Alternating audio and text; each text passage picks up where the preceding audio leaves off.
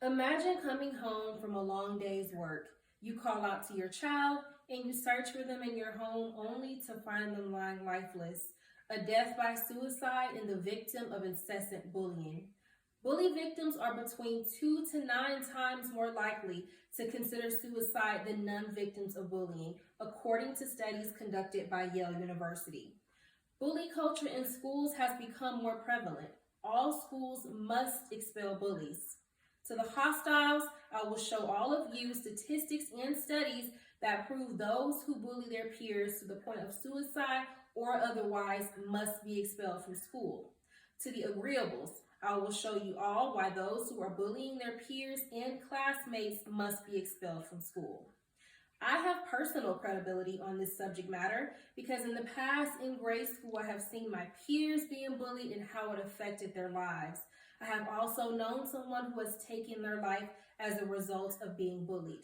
I have done research on numerous sites to include the CDC.org sites, articles dedicated to providing information and resources as it pertains to bullying. Today, I will persuade you that in order to combat bullying, there must be consequences for the actions of those who bully others, which has led to an increase in teen and youth suicide.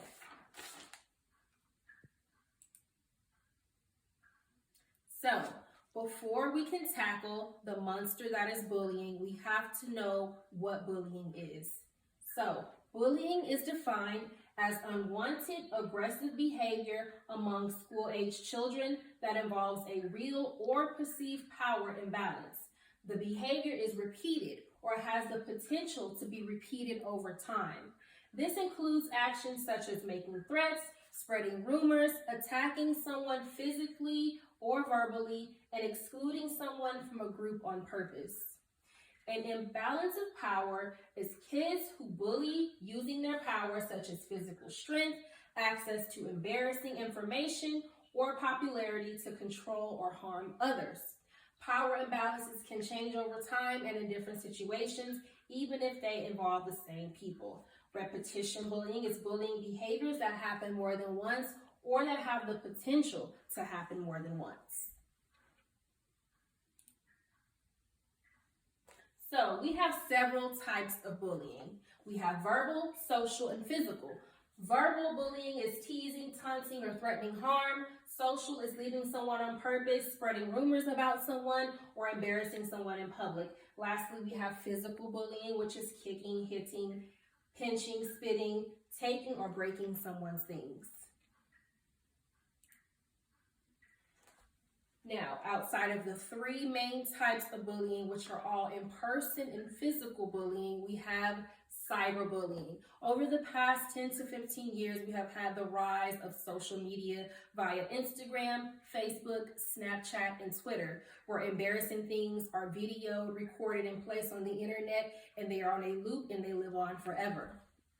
Teens who have reported cyberbullying say that they've been bullied for things such as their appearance, their academic achievement or intelligence, their race, sexuality, financial status, and religion, with appearance being number one at 61%.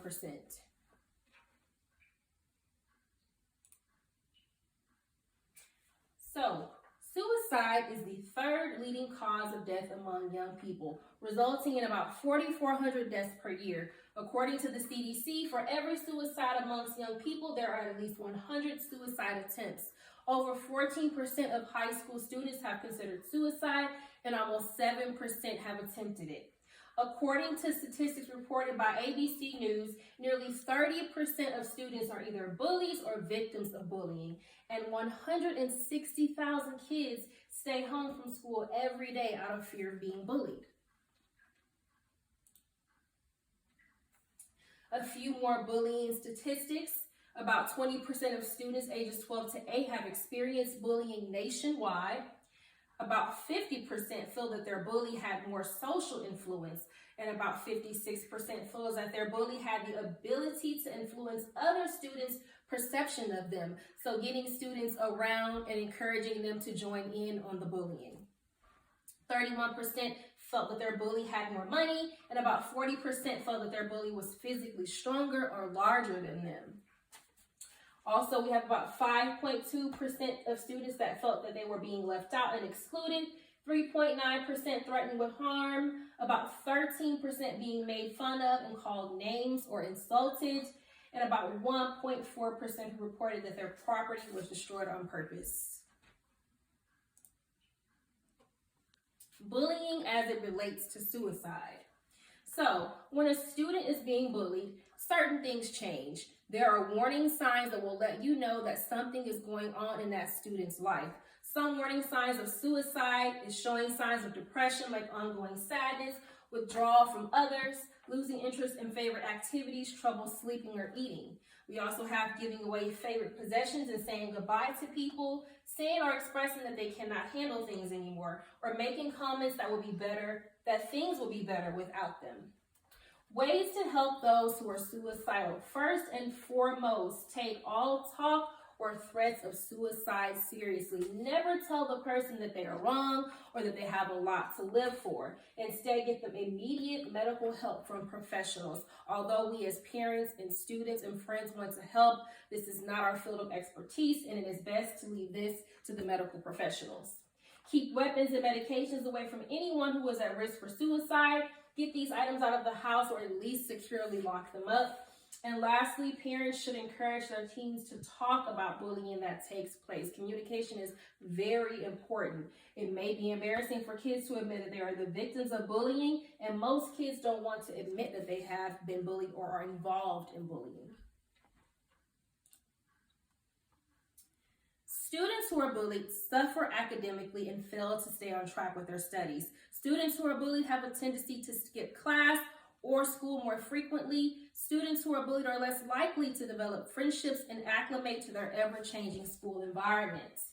The effects of bullying on education are many. According to a study funded by the National Institutes of Health, children who are bullied have lower academic achievement, a greater dislike of school, and less confidence in their academic abilities. One of the things kids talked about was that it was harder for them to pay attention while sitting in class because they are thinking about what the bully was going to do to them next, or what the bully was going to do to them after school, or things of that nature.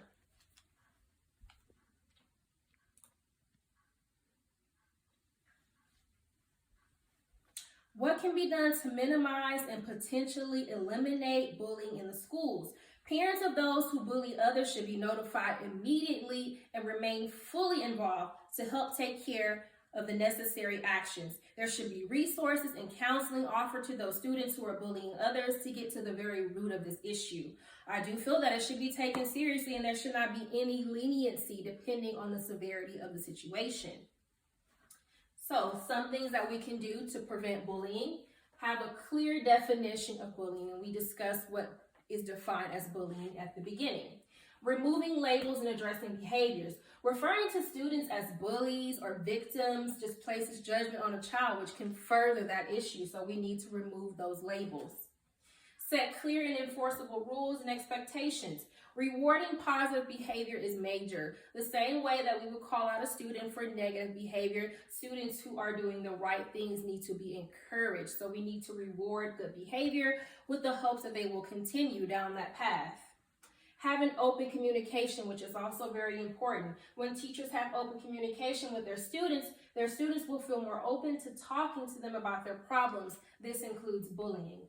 Look for warning signs, and we discussed what some of those warning signs are. Are you constantly breaking up the same kids? Do you get to the bottom of what goes on? Have there been changes in the kids' attitudes? Some of these are more suitable for preventing bullying in the classroom, but can be applied to issues outside of classroom, i.e. parents and friends who want to follow some of these guidelines or rules for preventing bullying.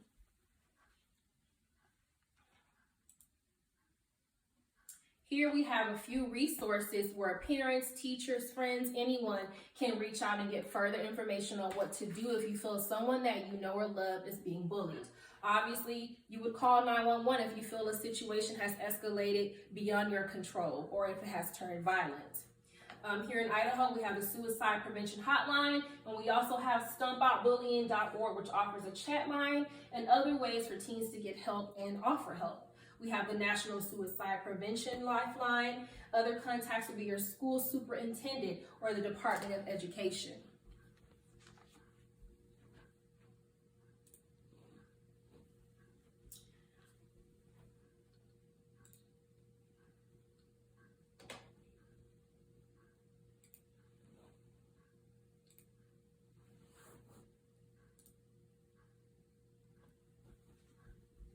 Why do kids or teens become bullies, and can it be prevented?